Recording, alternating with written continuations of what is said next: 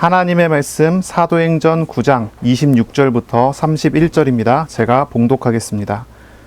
사울이 예루살렘에 가서 제자들을 사귀고자 하나 다 두려워하여 그가 제자됨을 믿지 아니하니 바나바가 데리고 사도들에게 가서 그가 길에서 어떻게 주를 보았는지와 주께서 그에게 말씀하신 일과 다메섹에서 그가 어떻게 예수의 이름으로 담대히 말하였는지를 전하니라. 사울이 제자들과 함께 있어 예루살렘에 출입하며 또 주 예수의 이름으로 담대히 말하고 헬라파 유대인들과 함께 말하며 변론하니 그 사람들이 죽이려고 힘쓰거늘 형제들이 알고 가이사라로 데리고 내려가서 다소로 보내니라. 그리하여 온 유대와 갈릴리와 사마리아 교회가 평안하여 든든히 서가고 주를 경외함과 성령의 위로로 진행하여 수가 더 많아지니라. 아멘. 오늘은 사도행전 9장 26절부터 31절입니다. 든든히 서가는 교회라는 제목으로 하나님의 말씀을 함께 나누겠습니다. 교회가 든든히 서가려면 무엇이 되어야 할까요? 교회가 든든히 세워져 가는 그 배경을 이렇게 오늘 본문에서 찾아보면 사울의 회심 사건이 또 하나의 이유가 되었습니다. 사울이 회심, 이 박해자가 돌이켜서 회심을 하는 그 사건, 또 그 증명이 이 사울이 예루살렘에 가서 예루살렘에서 회심된 어떠한 모습과 그리고 변론하고 설교하는 그런 모습들을 사람들이 다 본 것이죠. 그때 사람들은 이 사울의 회심, 이 사건을 통해서 하나님의 살아계심을 다시 확인하고 하나님을 높이고 하나님을 경외하게 됐습니다. 그리고 이 사울의 회심 사건으로 인해서 사람들이 하나님의 위로하심을 얻었어요. 하나님을 경외하는 일, 하나님이 높으심을 보고 또 그 하나님이 그들에게 베풀어 주시는 위로와 은혜, 도우심을 따라 하나님께 감사하게 됐죠. 그랬더니 교회가 아주 든든하게 세워가는 그런 모습이 된 것입니다. 하나님께서 통치하는 그런 교회의 모양이 이런 모양입니다. 우리는 하나님을 경외하고 하나님을 경험해서 하나님을 경외하게 되고 또 하나님께서는 우리에게 은혜를 베풀어 주셔서 우리를 위로하시고 우리를 인도해 가시는 그런 경험들이 되어지는 것입니다. 이것이 하나님의 통치입니다. 사람들의 말과 사람들의 주장과 사람들이 어떤 심리적인 어떠한 그런 안정감을 얻게 해서 교회가 세워지는 것이 아니라 하나님의 도우심, 하나님의 위로와 하나님의 통치가 나타나는 그런 교회가 되는 거예요. 그때 교회는 든든히 세워가고 이제 꼭 이게 교회뿐 아니라 우리 개인도 마찬가지죠. 우리 개인이 흔들림 없이 든든히 세워갈 수 있는 비밀이 이런 데 있는 거예요. 하나님을 경험하고 하나님을 알아가게 돼서 하나님을 경외하게 되고 하나님을 두려워하며 존경하게 되고 그런데 그 하나님이 우리의 삶에 늘 베풀어 주시는 도우심과 은혜 주심으로 인해서 우리가 계속 하나님 안에서 위로를 받게 되는 그러면 우리의 삶이 아주 든든하게 세워져 가게 되는 거죠. 하나님을 경외하는 그런 경험이 없고 하나님의 위로를 받아가는 그런 내용이 없다면 그 교회는 위태로운 교회예요. 교회의 개성과 교회의 특징으로 교회가 세워가는 것이 아닙니다. 뭐 개성과 특징이라고 한다면 어떤 거겠죠? 교회의 어떤 특기, 교회의 어떤 자랑거리가 있겠죠. 뭐 사람들이 이야기합니다. 우리 교회는 목사님이 카리스마가 있어. 아니면 뭐 이렇게 얘기합니다. 우리 교회는 목사님이 정말 인격적이야. 우리 교회는 너무 좋은 사람들이 있어. 우리 교회 가면은 정말 하나님 믿는 경건한 많은 사람들이 있어. 그들과 어울릴 수 있고 그들과 함께 할 수 있고 그들에게 많은 도움도 받을 수 있어.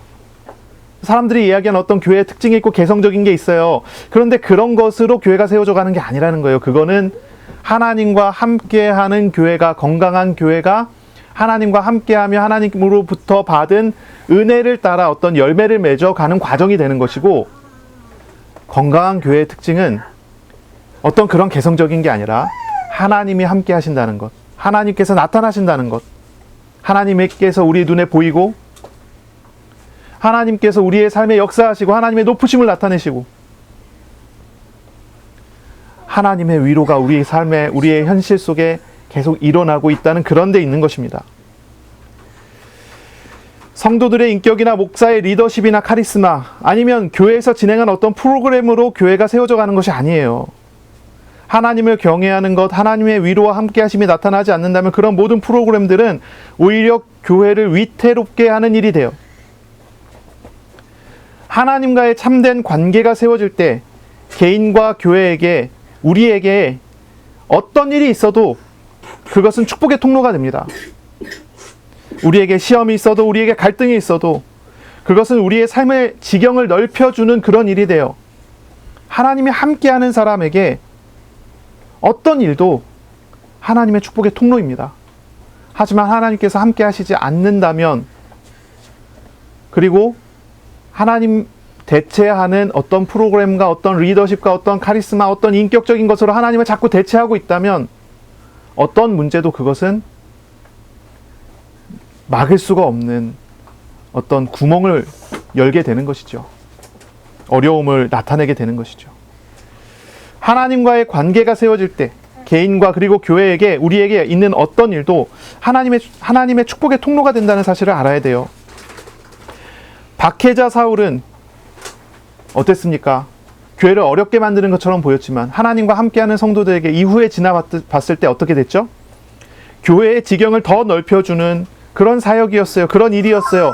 사울의 박해를 통해서 교회는 더 확장이 되어 갔습니다. 초대교회 성도들은 사울이 회심할 때 하나님의 손길을 보며 위로를 받았어요.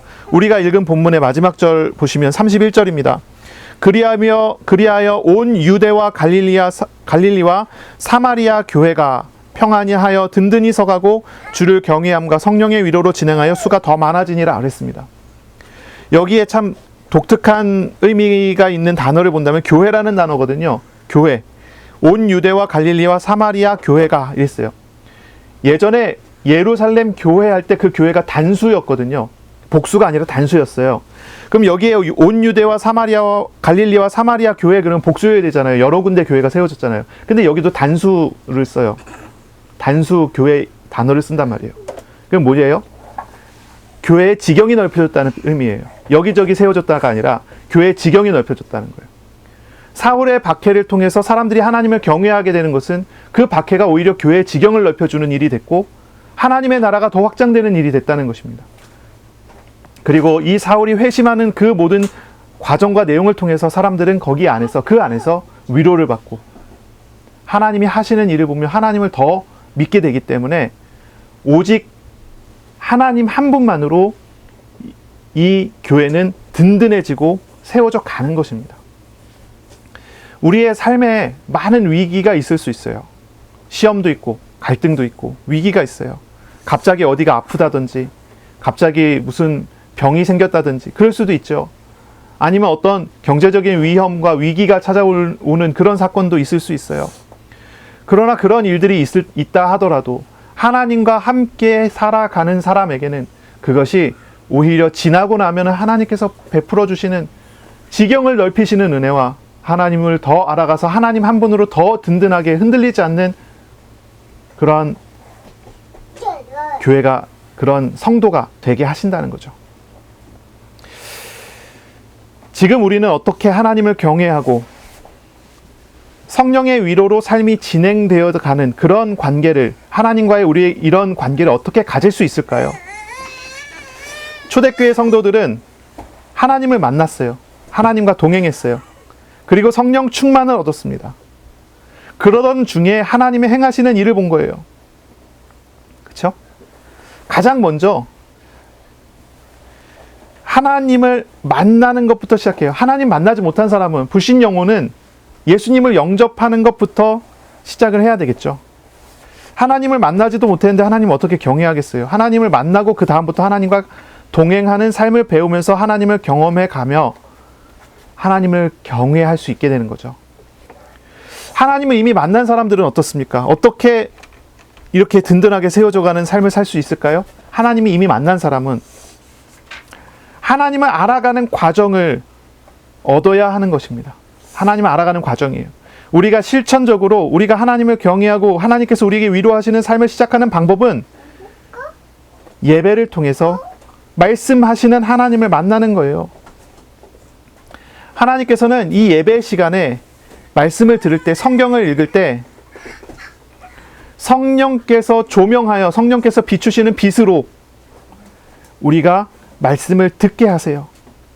말씀을 알게 하세요. 하나님의 말씀을 따라 우리가 기도하게 될 때 하나님은 우리에게 역사하세요. 그러므로 지금 이 시간 말씀하시는 하나님을 찾고 구할 때 우리는 든든하게 세워가는 바로 그 비밀을 얻어가게 되는 거예요. 논리로서의 말씀이 아니라 말씀을 주시는 하나님을 찾고 하나님을 구하고 하나님을 만나야 합니다. 하나님을 알기를 간구하시기 바랍니다. 그때 우리가 하나님을 얻어가게 되는 거예요. 하나님은 하나님을 찾는 사람에게 상을 주세요. 그래서 우리가 지금 말씀을 들으면서 무슨 내용 하는지 듣자가 아니라 무슨 내용인지 한번 정리해보자도 아니고 무슨 메시지를 전달하는지 그 주제가 무엇인지 이걸 파악하는 게 아니에요. 말씀하시는 하나님이 내 마음에, 내 생각에, 내 삶에 무엇을 드러내시거나 무엇을 보이고자 하시는가, 하나님을 찾는 시간이고 하나님을 대면하는 시간이 돼야 돼요. 그때 하나님께서는 우리에게 놀라운 은혜를 베풀어 주시는 거예요. 시험과 문제가 있어도요, 사울의 박해와 같은 것이 있어도요, 말씀하시는 하나님을 찾아가고 만나가고 그 하나님을 대면해가는 과정이 우리에게 있으면 돼요. 우리는 그 안에서 하나님께서 살아계심을 보고 하나님께서 우리를 위하여 일하심을 보고 그 안에서 우리는 하나님 때문에, 그리스도 때문에 위로를 받고 다시 일어설 수 있게 될 것입니다. 오늘 하나님의 높으심을 알아가고 하나님께서 우리를 위로하시는 사랑이 가득해지는 그런 시간이 되시기를 바랍니다. 아멘.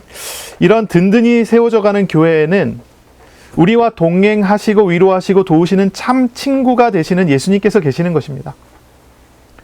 참 친구가 되시는 예수님이에요.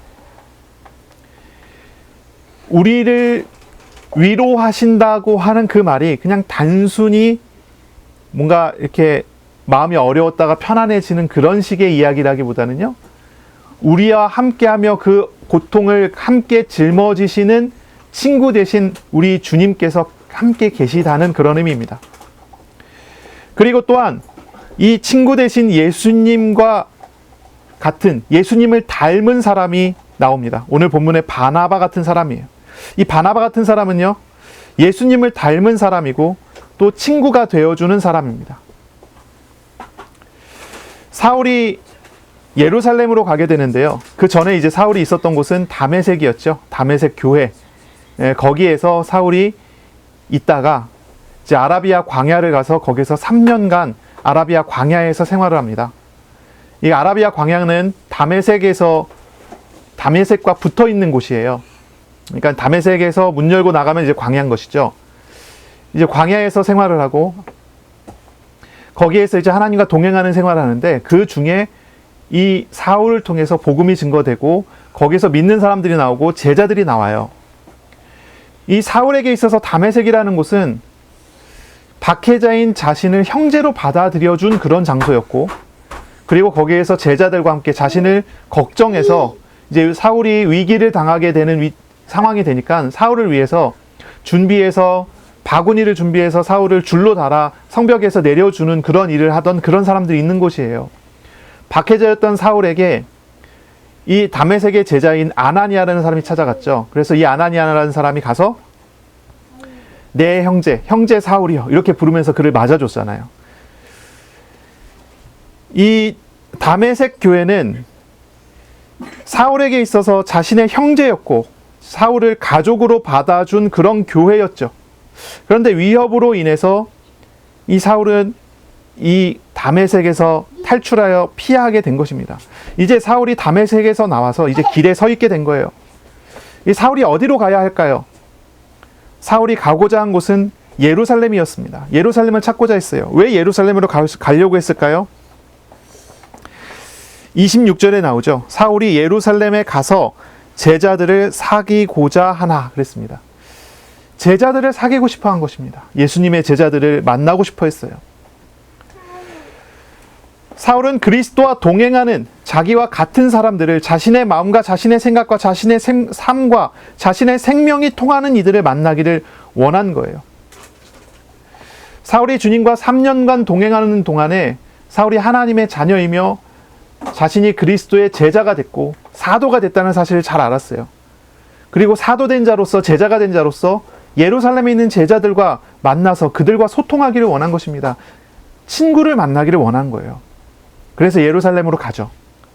근데 예루살렘에 갔는데 사울이 원래 박해자였던 그 기억을 사람들이 다 하고 있는 것입니다. 그래서 사울이 제자를 사귀고자 하나 다 두려워하고 사울이 제자됨을 믿지 않습니다. 예루살렘에 갔는데 아무도 만나주질 않는 거예요. 거기다가 사울이 예수님 믿는 사람이 됐다고 하는 그 내용은 제자들에게만 소문이 퍼진 게 아니라 예루살렘에 있는 박해자들에게도 소문이 퍼졌죠. 이 박해자들은 살기가 등등해진 것입니다. 사울을 어떻게든 죽이려고 생각을 하는 거예요. 그들에게 사울은 배신자고 또 배교자가 된 것입니다. 자신의 신앙을 버리고 이단으로 갔다고 생각을 하는 거예요. 그러니까 이제 사울이 예루살렘에 가는데 어디도 머물 장소도 없고 만날 수도 없고 할 수도 없는 그런 상황이 된 거예요. 만나고자 하는 사람들은 다 피해버리고, 그리고 만나지 않아야 되는 사람들이 잔뜩 있어요. 이 사울이 어떻게 하겠습니까? 갈 길을 알지 못하게 되는 거죠. 그 속에 있게 되는 거예요. 그런데 그 자리에서, 그곳에서 바나바를 만나게 되죠. 바나바가 사울을 만나주고, 그리고 바나바가 사울을 예루살렘 교회에 자신이 보증하고 소개시켜주는 그런 일을 이 바나바라는 사람이 한 것입니다. 이 바나바는 어떤 사람일까요? 사도행전 5장에 보니까 자기의 밭을 팔아서 헌신했던 사람이에요. 자신의 밭을 팔아서 교회에 내놓고 그것을 가지고 구제에 사용할 수 있도록 내놨던 사람이죠. 이 사람은 원래 그 키프로스 섬이죠. 구브로에 있는 지주였고, 이제 헬라파 이방인, 그 헬라파 유대인이었던 사람이죠. 이방인이 아니라. 근데 이런 사람이 요셉이라는 이름을 가지고 있었는데 예수를 믿고 신앙생활을 하다 보니까 이게 변화가 된 거예요.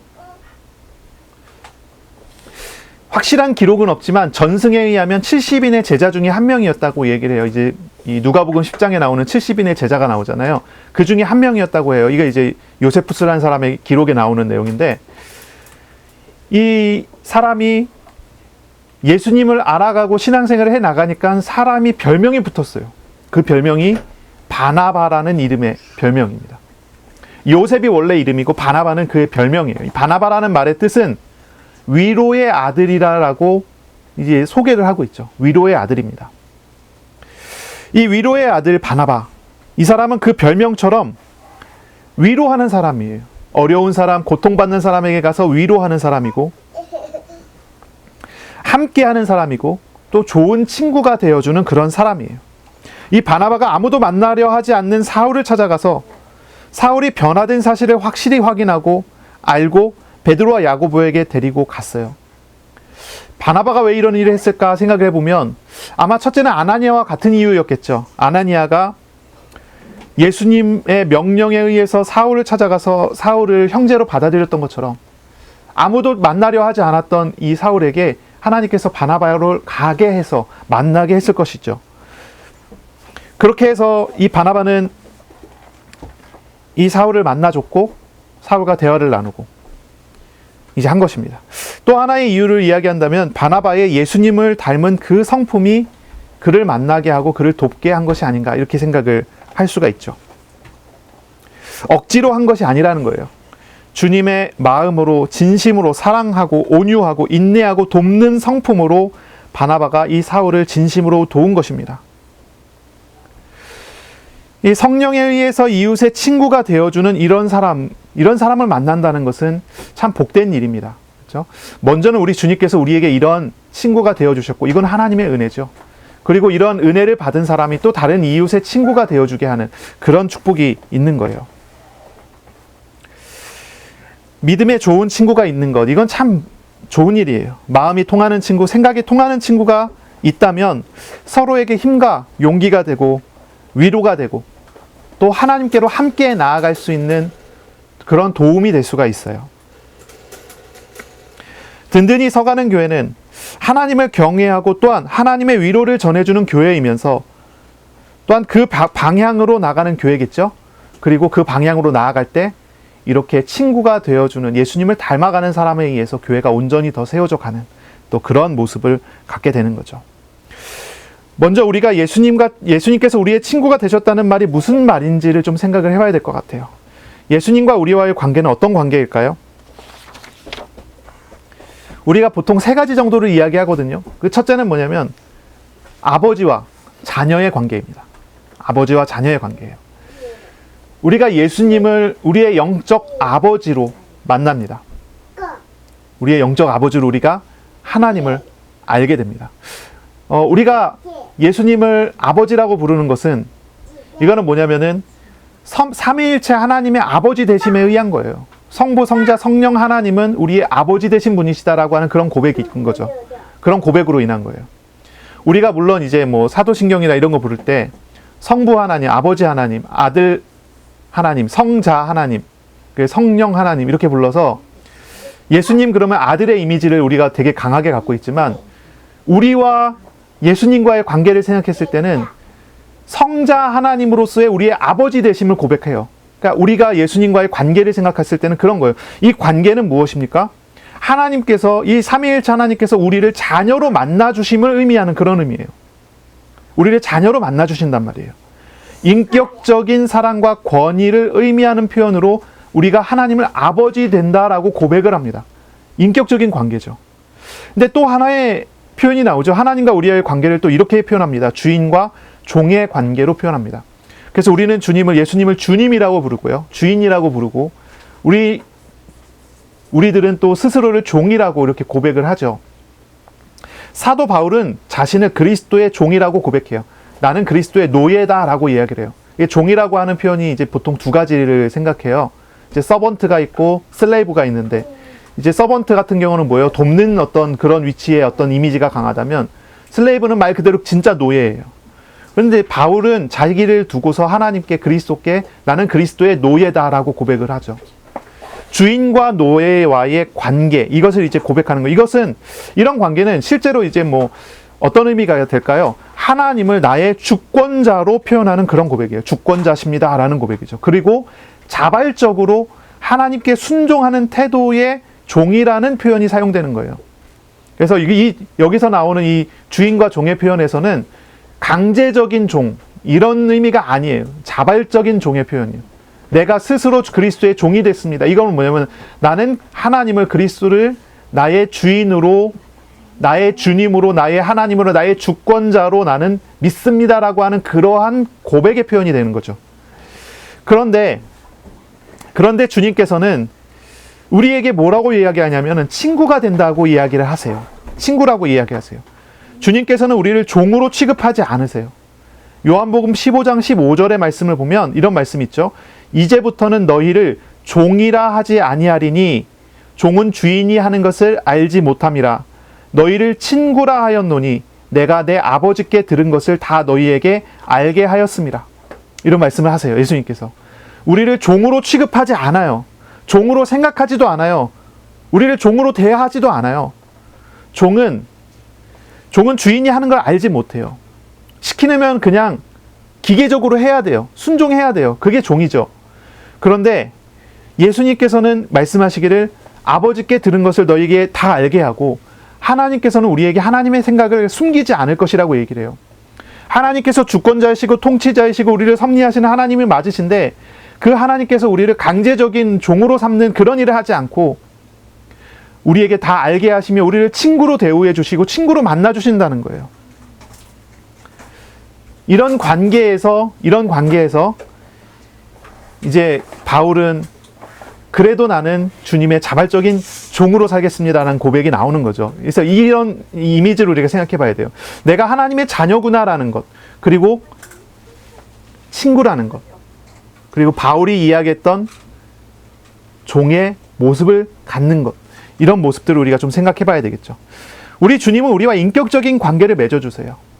우리를 자녀로 대우하세요. 필요한 것을 채워주세요. 우리를 만나주세요. 또 우리를 친구로 만나주세요. 광야에 서 있는 백성에게 친구가 되셔서 위로해 주시고, 길에 길이 없는 그런 광야에서 길을 내셔서 인도해 주시는 그런 하나님이셨어요. 시험을 받아서 외로움 중에 도망치는 다윗의 친구가 되어 주셨어요. 위로하시고 도우시는 하나님이 되셨어요. 누가 우리를 위로해 주는 친구가 될 수 있습니까? 누가 우는 자를 위로하여 함께 울어주고 누가 기뻐하는 자와 함께 기뻐하는 친구가 되셨습니까? 박해자였던 외로운 사울을 찾아서 만나주시고 그를 온유함으로 대해주시고 사랑과 위로를 주시는 바로 우리 예수님이 우리의 친구가 되어주신 분이십니다. 바로 그 예수님이 박해자인 사울에게 찾아와서 사울을 가족으로 맞아주신 분이고 바로 이 예수님을 닮은 여러 성도들이 원수였던 사울을 자신의 가족으로 친구로 맞아주는 사람들이 되었습니다. 주님의 위로를 받고 주님과 같이 또 다른 외로운 이들의 친구가 되어줄 수 있는 사람은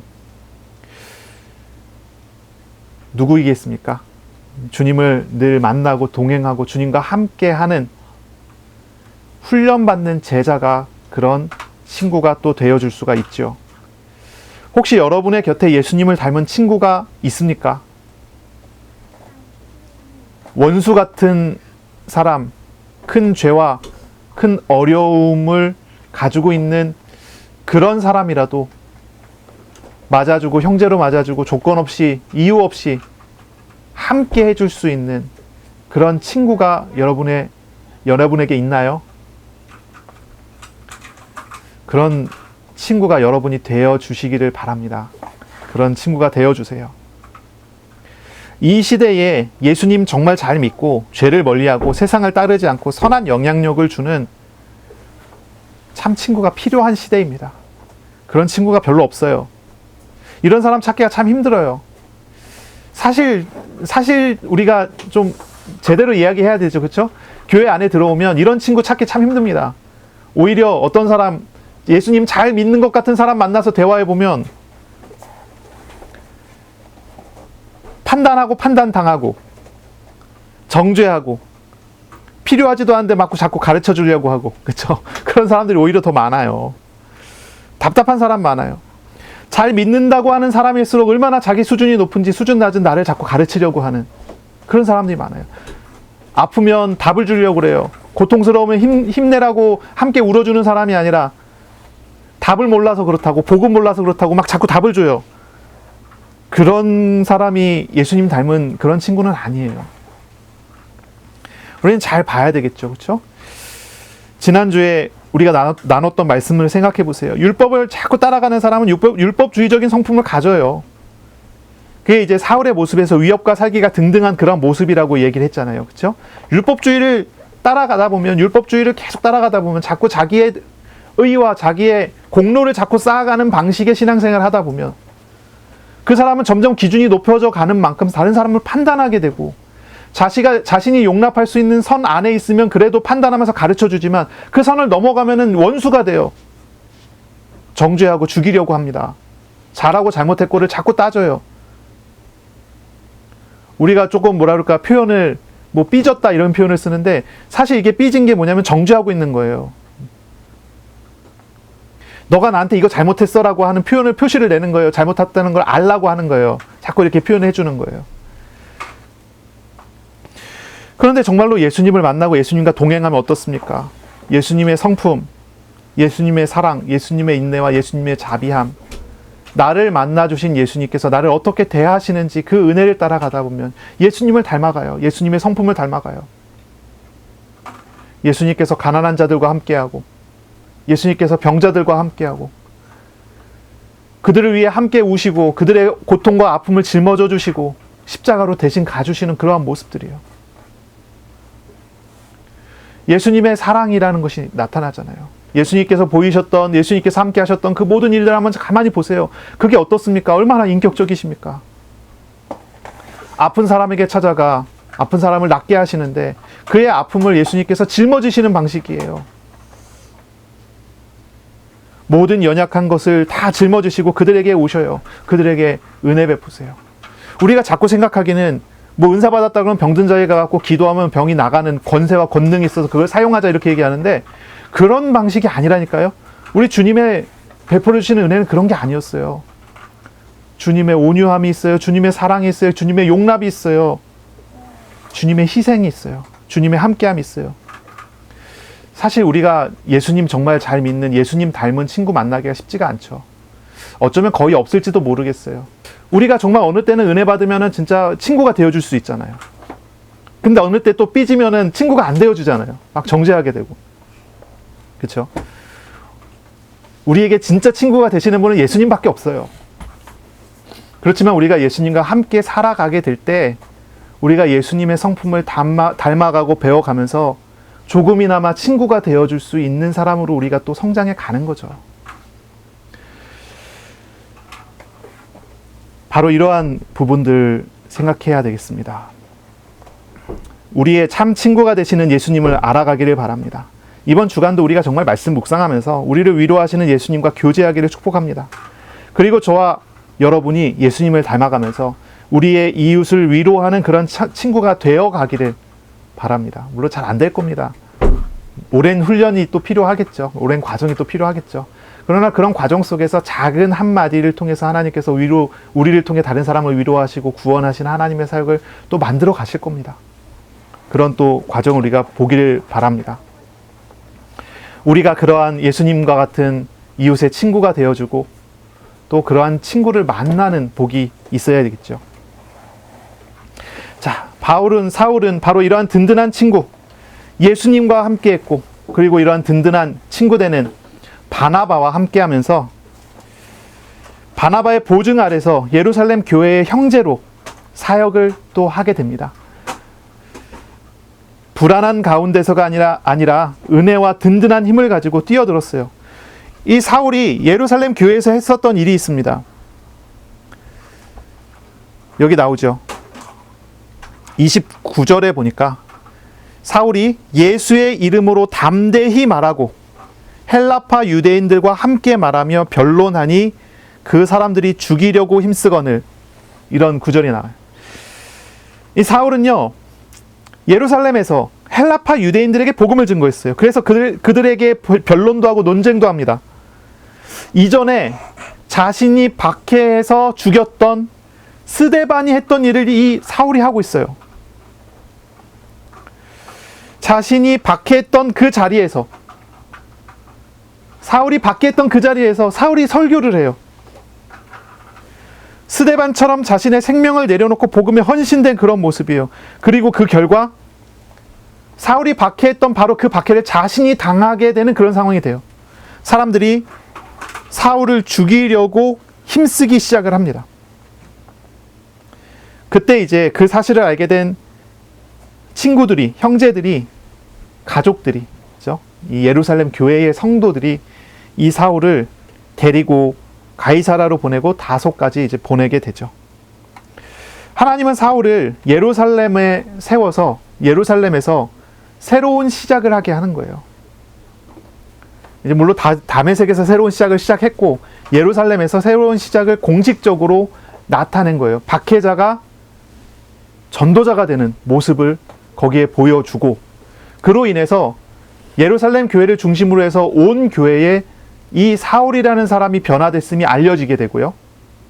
그리고 온 유대 사회에 사울이 대교자가 됐음을 알려지게 되죠.